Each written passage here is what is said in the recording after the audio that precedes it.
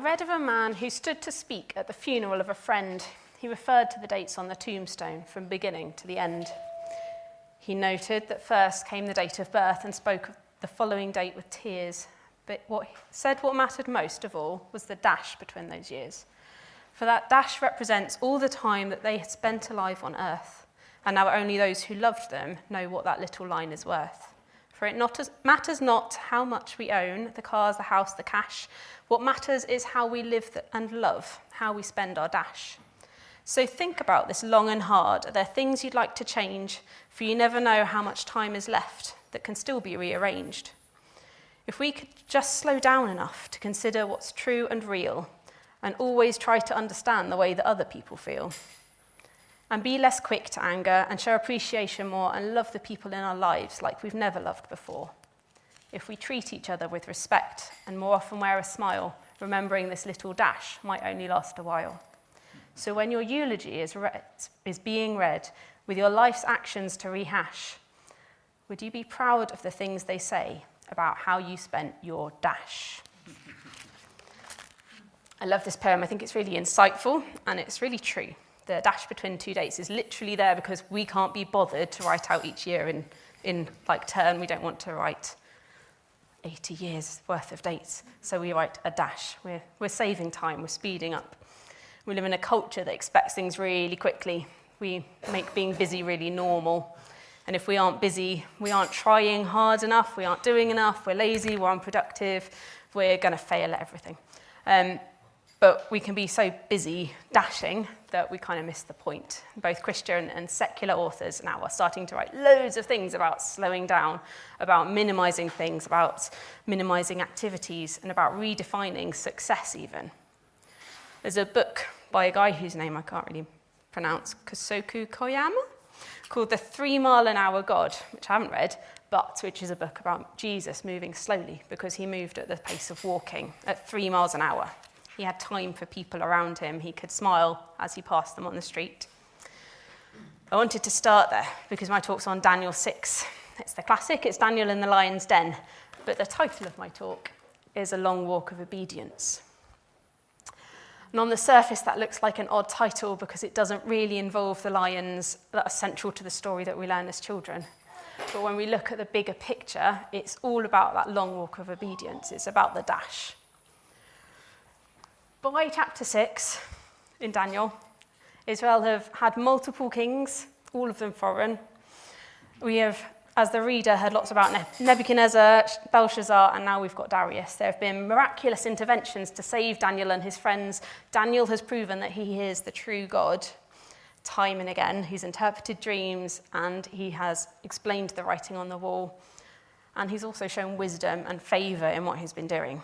Belshazzar's dead now, and Darius has taken over. But Daniel and his people are still living captive in a foreign land. There's been loads of change, but actually for them, they're still under oppression, they're still occupied as a nation, and there's still people in exile, not even allowed to go back to their home. That must be really frustrating and confusing. God is present with them, but he isn't rescuing them in the way they expect. They're forgoing the pleasures like meat. They've risked their lives remaining faithful to God. They've been through, well, 3 of them have been through the fire with a 4th person in there. They've seen God show up in key moments, but day to day, I reckon their prayers were just to go home. Their prayers were for a free country, to be able to do whatever they wanted to do to worship God in the way that they've been brought up and taught. Phil has a cousin called Lucy, and she's the youngest cousin in the family, and therefore for quite a long time, she's known as Baby Lucy. Like, even when I knew her, I met her at 7, she was Baby Lucy. To the nieces and nephews type of age, she's Baby Lucy sometimes. And last night, Phil went to Rachel's birthday party.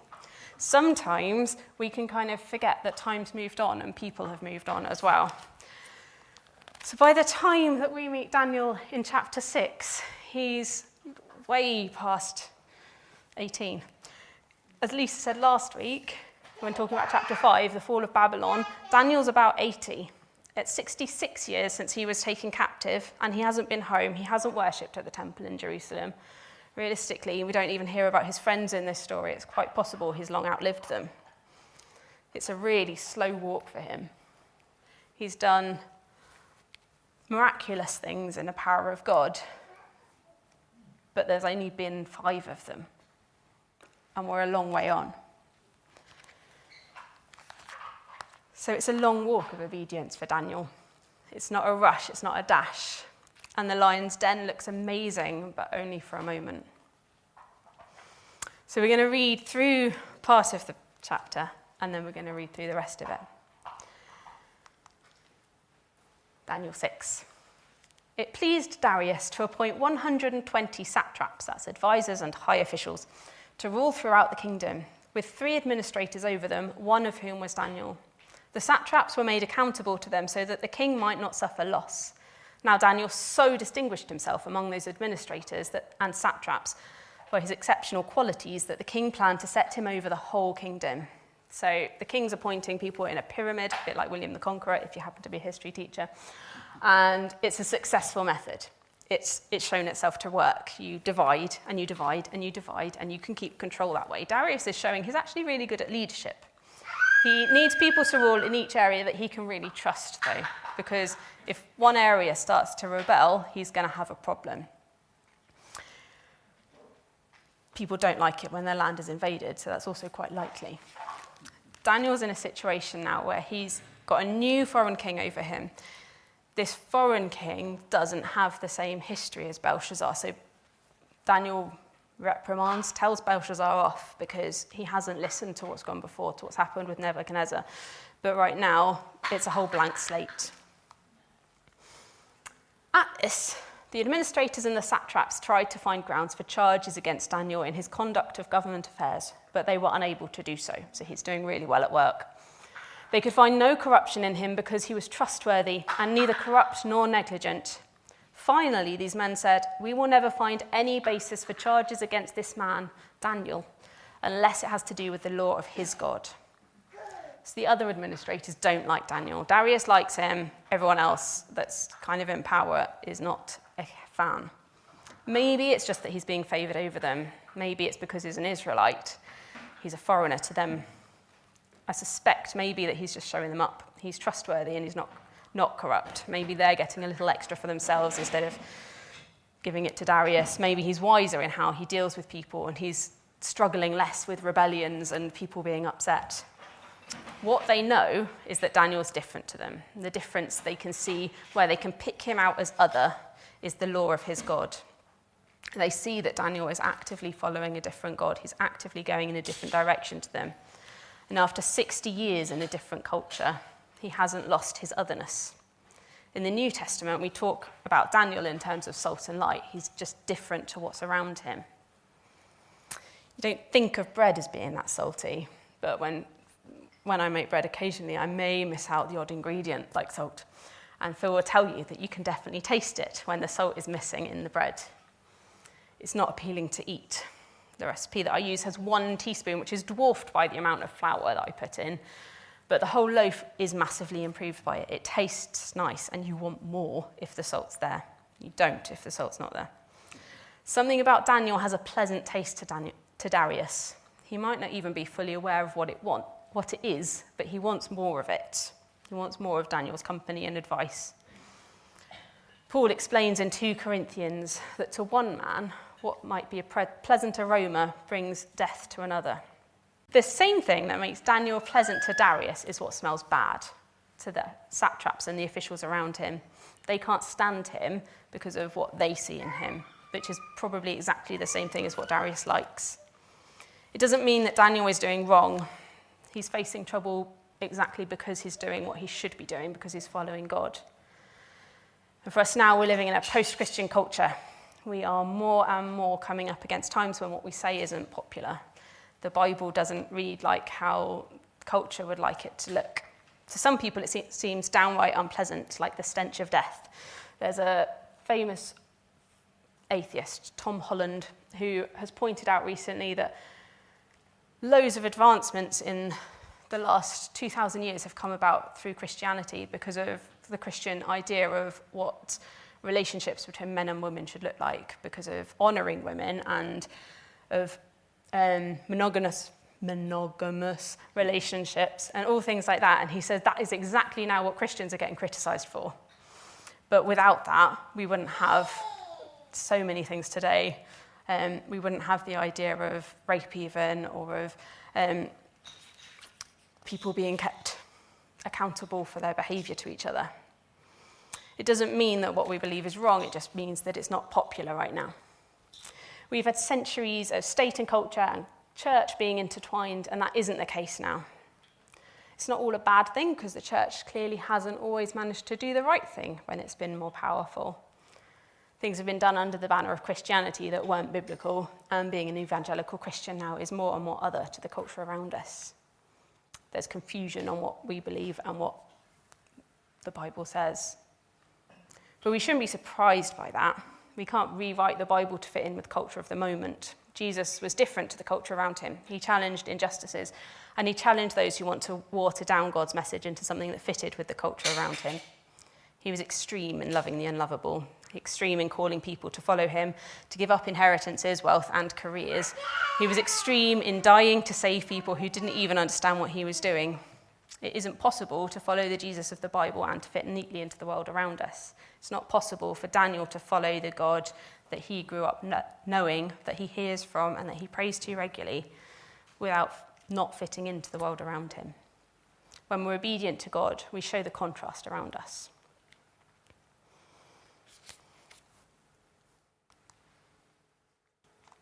There we go.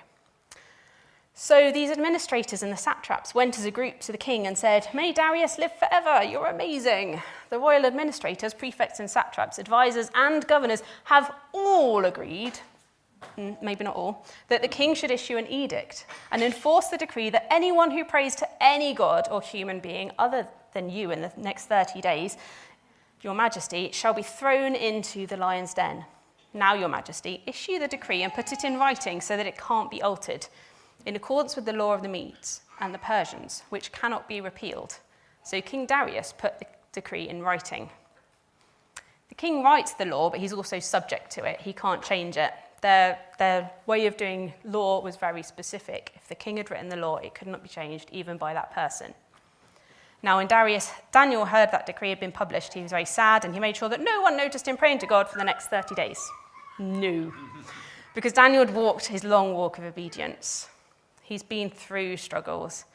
This isn't the first, and it's not likely to be the last in his mind, probably, although he is getting rather old. He's been in similar situations before. His friends have been in similar situations before. They said that even if God didn't save them, they would still only worship him. Daniel has been praying for rescue for the exiles for 66 years, and the closest he's got is a second-hand account of his friends being rescued from a fire decades ago. Now, when Daniel learned that the decree had been published, he went home to the upstairs room where the windows opened towards Jerusalem. 3 times a day, he got down on his knees and prayed, giving thanks to his God, just as he had done before. Just as he had done before. He prayed. Not beseeching God, not begging for rescue, he gave thanks to God. Being thrown to the lions is hard, but Daniel didn't risk that of a sudden moment of reaction to what's happening around him. This is a long walk of obedience. If he's been praying 3 times a day since he's been taken captive, that's probably around 73,000 times that he's knelt down and given thanks to God in a different country as an exile. Friedrich Nietzsche, and I don't read him often, don't think more of me than there is, says that the essential thing in heaven and earth is that there should be a long obedience in the same direction. They're thereby results, and has always resulted in the long run, something which has made a life worth living. Daniel has a long obedience in the same direction. When a crisis comes, whether it's moral, refusing food in chapter 1, or mortal, the threat of death in chapter 2, when the king wants his dream interpreted, Daniel's first response is to pray. Prayer is his habit. It's his routine, which keeps him in the same direction. No matter what's going on, 3 times a day, he brings himself back to facing God. He's literally facing God. He's facing Jerusalem, where Jewish culture says that God is, in the temple. Prayer is his habit. It's a routine which keeps him in that same direction. When he brings himself to that direction, he has a relationship with God, which means that he can hear him clearly. It means he isn't flustered by the wars that come and go over him on earth. And he is entrusted to visions of heaven, which we don't see it again until Revelation. Ronald Rolheiser, again, not someone I read regularly, is a Catholic priest who wrote that we live in a climate where it is difficult not only to think about God and to pray, but simply to have any interior depth whatsoever. We're distracting ourselves into spiritual oblivion. It's not that we have anything against God, depth and spirit. We would like these. It's just that we're habitually too preoccupied to have any of these show up on our radar screens. We're more busy than bad, more distracted than non-spiritual, and more interested in the movie theatre, the sports stadium, and the shopping mall, and the fantasy life they produce in us than we are in church. Pathological busyness, distraction, and restlessness are major blocks today with our spiritual lives. I don't think this is what Daniel had, because he kept coming back all the time, no matter what the distraction, no matter what the busyness.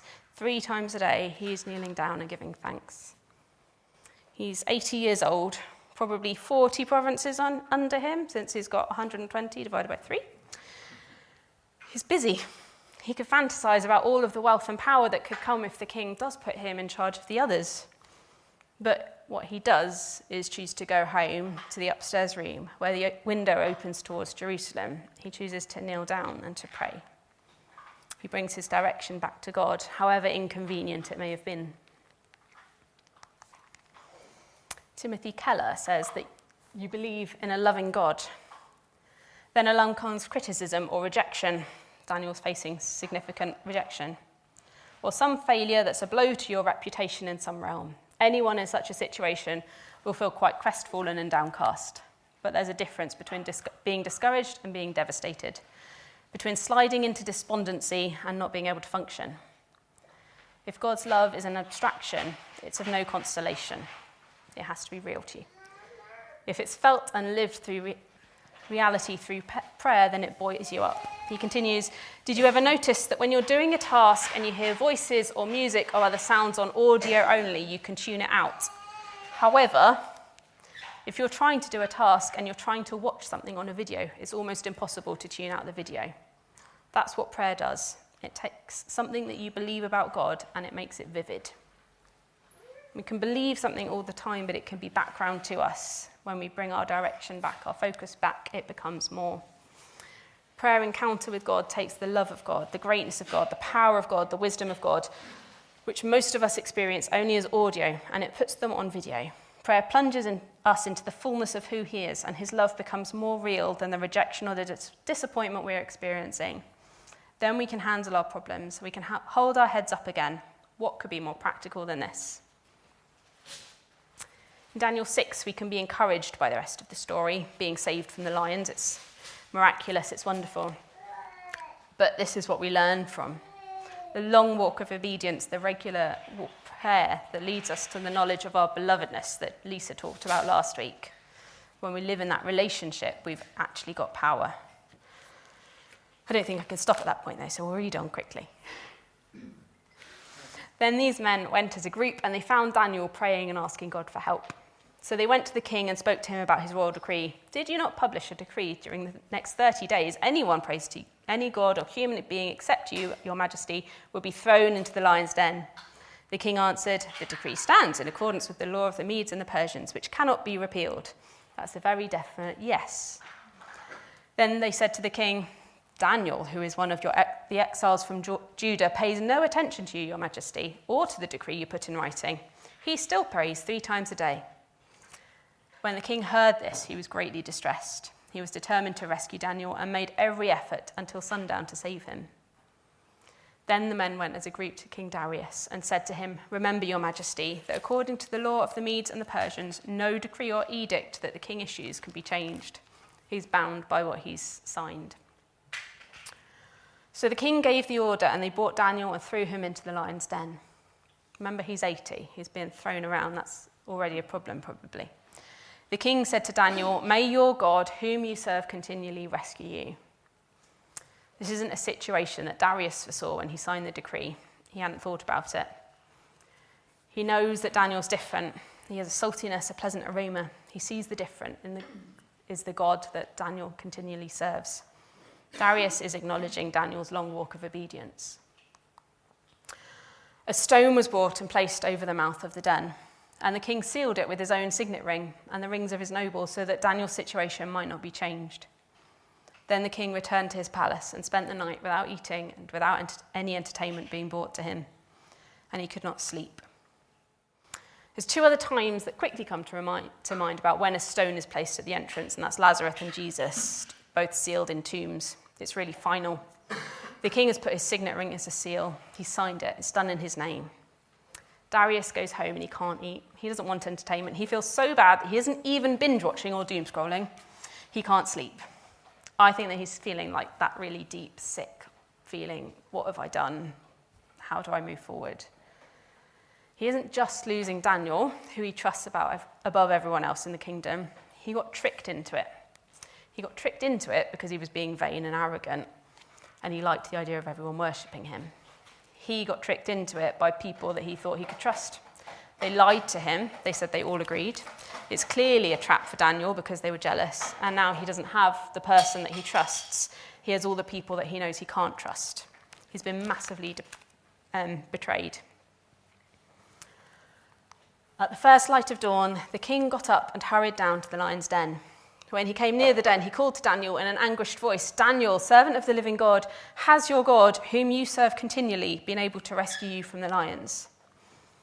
The king hurried at an undignified hour in the morning to the tomb that he had sealed Daniel into, crying out, "Are you alive?" He won't be alone, he's the king. This isn't subtle and it's not dignified. But more than that, even if the impossible has happened and Daniel is alive, Darius has sent him to his death. That's got to cause some relational difficulty later on, if he is alive, which isn't likely. What was Daniel like, walking into that den of lions or being thrown in, that King Darius has any hope for this situation? Why would he honestly think that there could be a good outcome?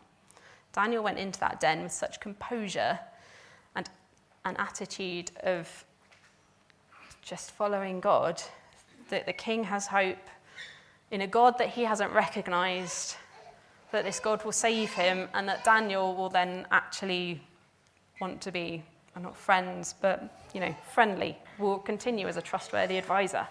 He sent Daniel to his death, but his knowledge of Daniel and his walk is such that he thinks that if Daniel is alive, he will still be trustworthy. Daniel answered, "May the king live forever. My God has sent his angel. He shut the mouths of the lions. They have not hurt me because I was found innocent in his sight, nor have I ever done any wrong before you, your majesty."